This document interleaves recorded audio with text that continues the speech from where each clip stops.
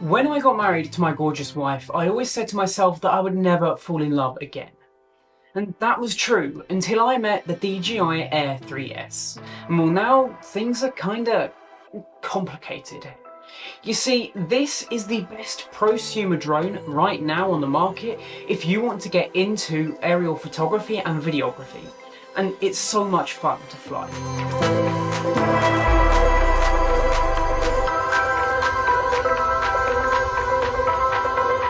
3S comes in three main variants. The first one is the one that I've got here, and it comes in at just under £1,000. For that, you get the drone, an RC3 remote, and a single battery. For most people, this will be pretty good, and it's a very, very good deal, especially for that under £1,000 mark. However, the value proposition jumps quite a bit when you spend an extra £300 and start looking at the Fly More bundle. You see, alongside the drone and the RC3 remote, you're also getting a shoulder bag to carry it all in, a charging dock, 3 batteries, and some ND filters which attach to the front of the camera. Because the cameras on this drone don't have a variable aperture, these ND filters are incredibly important to be able to get some of that really nice, crisp motion blur footage. So actually, this bundle is sounding like a really good deal right now. There is one other option as well. If you're willing to spend another £200 more than the Fly More bundle, you're going to get the Fly More bundle, but with the RC2 remote. This remote is different to the RC3 in that this one has a screen built directly into it, so you don't need to connect up your phone, and it's a little less to have to carry around and distract you, especially when flying. All 3 of these options are excellent options and pretty well priced too. But as I say, I went with just the drone and the single battery on its own, and we'll talk about why I did that very shortly. The drone itself looks very similar to its sibling, the Air 3, and that's because it basically is just a small generational upgrade. The main difference that you're going to notice when looking at the front of it is its brand new monobrow. This is the lidar sensor. This lidar sensor is used for both obstacle avoidance and advanced return to home, even in nighttime or dark conditions where normally the obstacle avoidance sensors don't work. The other main upgrade here with the 3S over the 3 is of course the cameras, and these are not a generational leap. This is just a mid-cycle refresh, but they are still some of the best cameras that you're going to get for under that £1,000 mark, depending on which kit you buy. The main lens here is a 1-inch CMOS sensor, and you're also getting a 1/1/3 CMOS sensor for that 3x telephoto lens. These are both incredibly capable cameras, and we'll talk a little bit more about them and their performance later on in this video, but that's the main thing to note here. You're getting that brand new LiDAR sensor and some really awesome cameras. The 3S is marginally heavier than the 3 because of those new cameras, at about 4 grams more, meaning that it's coming in at around 724 grams. Even though the battery is slightly bigger than you're going to get on the 3, the actual flight time is reduced by about 1 minute. That's because of that extra weight. Quite honestly though, at 45-minute flight time, this is still an incredible amount of time to be up in the air. In fact, that super long flight time is the main reason that I went with the bundle that I did, because I very rarely fly more than 45 minutes at a time. And it charges fairly quickly as well based upon the USB-C connection, so honestly I just didn't feel like I would use or need those extra batteries for my scenario. Internally we got a few upgrades too. We have some more storage built in with 42GB now, so basically you can take this without an SD card and still capture footage, and actually quite a lot of it. Of course, you are still going to want to take an SD card with you, but if in a pinch you filled it up or just completely forgotten it, like I have done many a time with my drones, that 42GB of internal storage is going to be a lifesaver for sure. Once the Air 3S is in the, well, air, those cameras really do start to shine. The new 1-inch sensor delivers 14 stops of dynamic range, meaning that you're going to get absolutely beautiful, crisp shots, be that dawn, dusk, day, or even night, based upon the kind of subject that you want to take. Photos clock in at around 50 megabytes here as well. Here's a few shots that I've managed to get with the pano mode, and a few other aspects as well, including some nice scenic shots, and some of some subjects, including the castle and the cathedral near me. I'm actually blown away by how well these pictures held up. Even in those darker shots, you're not getting really any kind of grain or blurriness from the camera, and that is super impressive. In terms of video shooting, you've got a ton of options here as well. There's a few different color modes, including D-Log M, which is very similar to a RAW footage, where you're going to be able to do a lot more in terms of post-processing with color grading than you could with a standard flat color image. In terms of color, it can shoot in 8 and 10-bit as well. It can shoot regular 4K video at 60 FPS, 4K slow-mo at 120, or 1080p slow-mo at 240 FPS. Quite honestly, I never dropped it down to that 1080p option, and I don't know why you would unless you were trying to get some real action shots of things moving. But the option is there if you're a little more conscious of the amount of storage that you have. It can also shoot 9:16, but not natively, so it basically just crops in that 4K image. This is going to be really good for social media like TikTok and Instagram, but you're not going to get the full use of those lenses. You're going to be sat at around a 2.7K resolution at 60 FPS and very similar with photos. I will be honest, this isn't a giant leap between the Air 3 and Air 3S. It is just a mid-cycle refresh, but it is one hell of a refresh if you don't already have a drone of this caliber in your arsenal. Now, I know most other reviewers will take this drone to exotic locations like the Sahara Desert and go racing dune buggies or something. Quite frankly, I don't have the funds or the time to do that. So I took it urban exploring instead and still managed to get some absolutely incredible footage for this drone. I took it to my local skate park and a few other locations as well, but it is worth noting here that when you're flying this sort of drone, you do have to abide by the laws of wherever you are.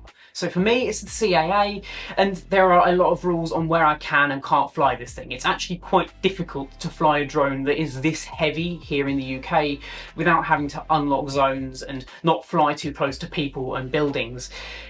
Honestly, it actually puts me off recommending this to a lot of people because it's so restricted on where you can fly it. If you can get away with doing so and you have open air around you, it's still going to be one hell of an experience. When it comes to flying and shooting modes, it's actually pretty exhaustive the amount of options you've got here. You of course have Cine, Normal and Sport mode. These are all going to give you different speeds as well as different controls for the drone. This is all pretty standard stuff. If you've flown a DJI drone before, you know what to expect here. Quick shots are a great way to get some quick and dirty shots that also look great. Things like rocket, helix, as well as follow and active track. We'll talk a little bit more about the active track features because there's something new here which has started propagating through some of the older drones, but came bundled with this one, which I find super impressive. That feature is called Active Track 360. Similar to the standard active track, you select the target that you want to track, and the drone will start to follow it.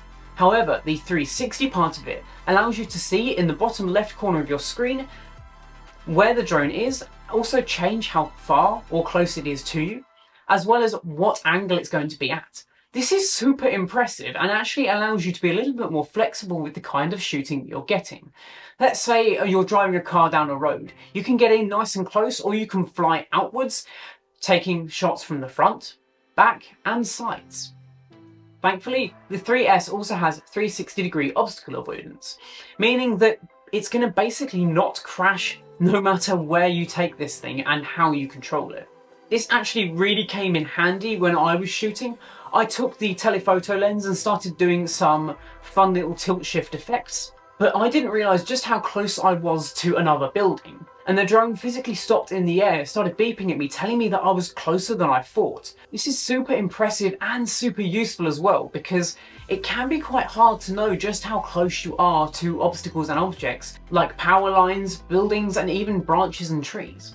The 04 video transmission that's found on the 3S is also found on the 3, but it's robust and good enough for most use cases. It gives you low latency, full HD and 4K streaming to either your phone or to the remote, depending on which remote that you're using. Personally, I never had it stutter, and in theory you can fly 20 kilometers with this drone and still get good footage. I would never recommend doing that, and you technically can't because of the rules with the CAA and most other authorities. You do have to keep line of sight of the drone. It's nice to know that it can do it, but you never actually will be doing that. The flying itself is about as simple as it gets. Honestly, I think even the most novice pilots could fly one of these. I would not recommend giving a novice pilot something like the 3S. Start them off with something like the Mini, because it's a little more forgiving, and also if it falls out of the sky, it's slightly less money and less damage. So here's just a little bit of that video footage of both day and night, and you're going to be able to see comparatively just how well the drone does in the air.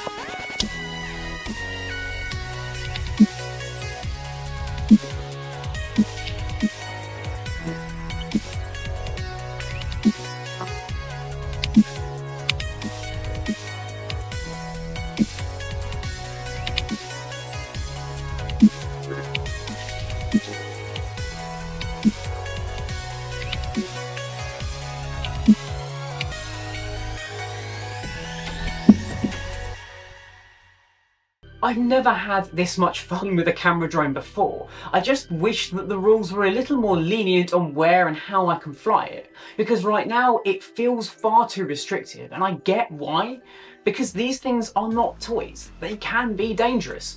However, I just wish that we had a bit more freedom. So who exactly do I think the 3S is for? I think it's for the more advanced flyers among us. Definitely don't give this to a child, don't give this to a novice pilot, because this thing is an absolute beast. If you've got your licenses and you've done all the tests, then I can wholeheartedly recommend this drone. If you already have an Air 3, this probably isn't going to be a big upgrade for you. If you've got something like the 2 or the 2S, the cameras here are so much better than they ever have been on a drone, then I think that this is a worthwhile upgrade for you. And coming in at under £1,000 for some of those bundles, I honestly think that you cannot beat that price.